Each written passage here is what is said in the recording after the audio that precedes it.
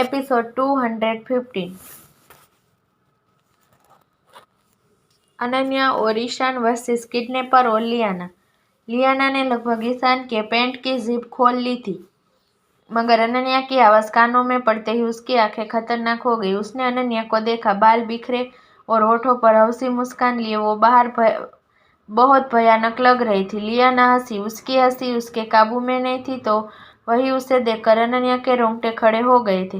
श्श्श! लियाना ने होठों पर उंगली रखकर अनन्या को खामोश रहने को कहा और खुद ईशान की पैंट उतारने लगी। ऐसा करते हुए उसके हाथ कांप रहे थे, वो इतनी जल्दबाजी में थी। उसे अगर अभी उसकी चाहत को पूरा नहीं किया गया तो उसकी जान चली जाएगी। तभी अनन्या ने कहा, छोड़ दो उसे। हालांकि लियाना पर उसकी बातों का असर नहीं हुआ। यह देखकर अनन्या ने और तेज आवाज में कहा, मैंने कहा छोड़ दो उसे। लियाना ने पागलों की तरह हंसते हुए एक नजर अनन्या को देखा और ईशान की पैंट उतारकर साइड में फेंक दी। ईशान का शर्ट पहले ही उसकी बॉडी पर नहीं था। पैंट उतर जाने के बाद अब वो दो लड़कियों के सामने वो सिर्फ टाइट्स में था। हालांकि अभी इस बात से कोई फर्क नहीं पड़ता था। इस वक्त अगर कुछ जरूरी था तो वो था लियाना को रोकना। लियाना को ईशान की थाई पर हाथ फेरता देख अनन्या एकदम से उठी और आगे बढ़कर उसने मजबूती से लियाना के हाथों को पकड़ लिया। लियाना ने जलती आंखों से अनन्या को देखा तो वहीं अनन्या ने भी अपने आप को मजबूत करते हुए सख्त आवाज में कहा, मैं तुम्हें उसके साथ कुछ गलत करने नहीं दूंगी। लियाना तो अपने होश में थी ही नहीं, अनन्या को पहचान रही थी। इस वक्त उसके लिए अगर कुछ जरूरी था तो वो था अपने शरीर की तड़प को शांत करना, जिसके लिए उसे एक मर्द की जरूरत थी। उसने अनन्या को पीछे धकेलने की कोशिश की। यह देखकर अनन्या ने अपनी पकड़ लियाना पर मजबूत कर ली, मगर वो ज्यादा देर तक लियाना को रोक नहीं सकती थी। कद, काठी और ताकत तीनों में लियाना उससे बढ़कर थी। दोनों में खींचातानी शुरू हो गई। कुछ ही देर में अनन्या कमजोर पड़ने लगी और आखिर में लियाना ने उसे पीछे धकेल दिया। अनन्या खुद को संभाल नहीं पाई और नीचे गिर गई। अनन्या के टकराने से बंद गाड़ी में आवाज हुई। ड्राइव कर रहे किडनैपर ने जैसे ही यह आवाज सुनी उसने गाड़ी रोक दी। वहीं अनन्या को अपने सिर में तेज दर्द महसूस हुआ। उसने अपने माथे को छुआ। उसके माथे से खून निकल रहा था, मगर अभी अनन्या को खुद से ज्यादा ईशान की फिक्र थी। वो जल्दी से उठी और लियाना को पकड़कर दूर करने लगी। लियाना ने पूरी ताकत के साथ अनन्या को पीछे धक्का दे दिया। उसे इस वक्त ईशान के सिवा कुछ भी दिख नहीं रहा था। अनन्या ने उठने की कोशिश करते हुए कहा, मैं हार नहीं मान सकती, मुझे ईशान को बचाना होगा। इसी बीच उसकी नज़र कोनों में नीचे पड़ी गन पर गई। अनन्या ने तुरंत गन को उठा लिया। गन लियाना पर पॉइंट करते हुए वो जोर से चिल्लाई, मैंने कहा दूर हटो उससे। अनन्या के कहते ही अचानक से कमरे में उजाला हो गया। अनन्या ने देखा किसी ने बंद ट्रक का दरवाजा खोला था, मगर जैसे ही उसने काले कपड़े वाले इंसान को देखा उसे एहसास हो गया यह वही किडनैपर था जिसकी एक झलक बेहोश होते हुए उसने मॉल में देखी थी। वो दोबारा बोली, मैंने कहा उसे जाने दो वरना मैं गोली चला दूंगी। अनन्या की इस बहादुरी पर वो आदमी मुस्कुरा दिया। उसने लियाना को देखा। लियाना बेशर्मों की तरह ईशान के शरीर को चूमे जा रही थी। उस आदमी ने हंसते हुए अनन्या से कहा, लगता है तुम्हें अपने दोस्त को ऐसी हालत में देखकर अच्छा नहीं लग रहा है। वेल, मैं यहाँ एक ही बात बोलूँगा, तुम्हारा दोस्त जवान है, उसे यह सब पसंद आएगा।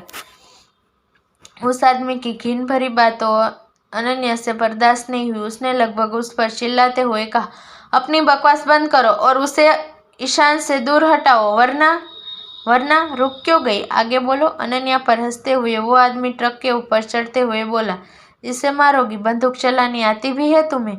नहीं, अरशद सिंघानिया के पास इतना समय कहाँ जो वो अपनी नादान पत्नी को बंदूक चलाना सिखाए।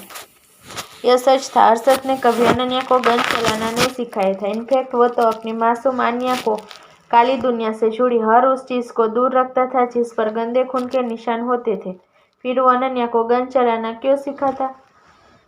वो तो अपनी आन्या को सेल्फ डिफेंडेड बनाना चाहता था, दूसरी नॉर्मल लड़कियों की तरह। इसका मतलब यह भी नहीं था अनन्या ने कभी गन नहीं चलाई थी। कोई था जो कभी कभार अरशद से छुपकर अनन्या को काली दुनिया की सच्चाई बताता था।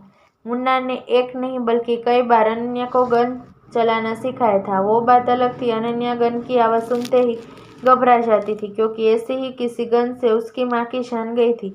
इसलिए वो कभी बंदूक चला तो नहीं पाई, मगर उसे बंदूक कैसे चलानी है इसकी नॉलेज भली भांति थी।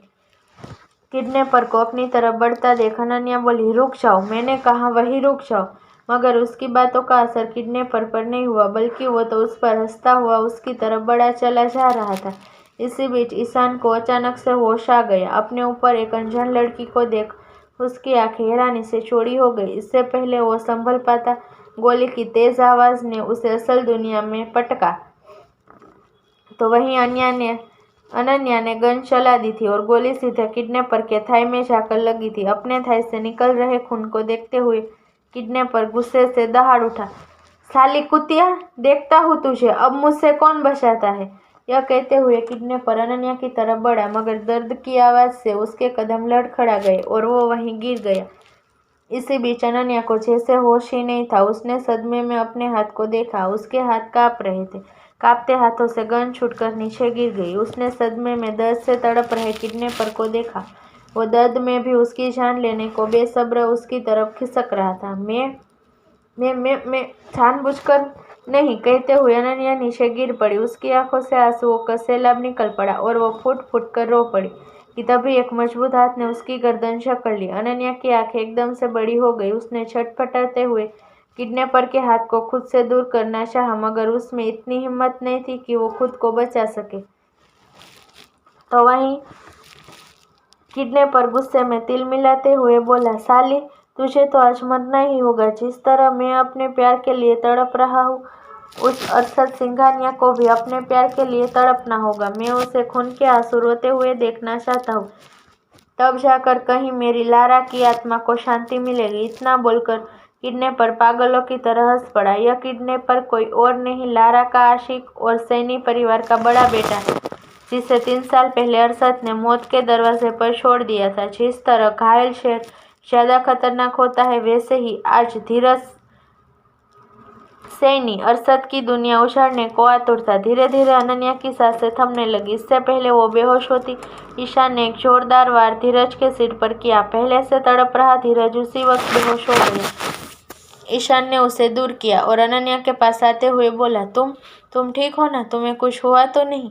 यह कहते हुए ईशान की नज़र अनन्या के माथे पर लगे चोट पर गई। उसने फिक्रमंद होकर कहा, तुम्हारे सिर से तो खून निकल रहा है, हमें अभी हॉस्पिटल जाना होगा। अनन्या ने कुछ लंबी सांसें भरी, फिर ईशान का हाथ पकड़ते हुए बोली, मैं ठीक हूँ, मुझे कुछ नहीं हुआ, तुमने मुझे बचा लिया। ईशान बोला तो अनन्या मुस्कुराई और बोली, तुम पहले कुछ पहन लो, मैं इस हालत में तुम्हारे साथ हॉस्पिटल नहीं जाऊंगी।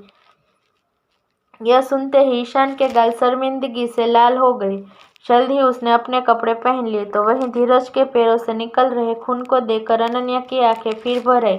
तभी उसका हाथ थामते हुए ईशान ने कहा, वो मरा नहीं है, यहाँ से जाने के बाद मैं पुलिस कंप्लेन कर दूंगा, वो आकर इसे ले जाएंगे। अनन्या ने अपना सिर हिलाया और ईशान के साथ बाहर जाने लगी। तभी लियाना ने उसके पैरों को पकड़ लिया। अनन्या ने डर से आंखें बंद कर ली। तो वहीं ईशान ने घिन भरी नजरों से लियाना को देखा और एक जोरदार किक लियाना को मारते हुए वो अनन्या को लेकर ट्रक से उतर गया।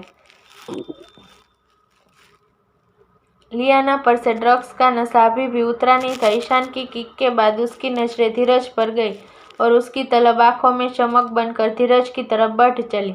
जाते जाते अनन्या ने एक बार पीछे देखना चाहा। उसे रोकते हुए ईशान ने कहा, पीछे मत देखो वरना रात में बुरे सपने आएंगे। यह कहने के साथ ही ईशान ट्रक का दरवाजा बंद कर दिया।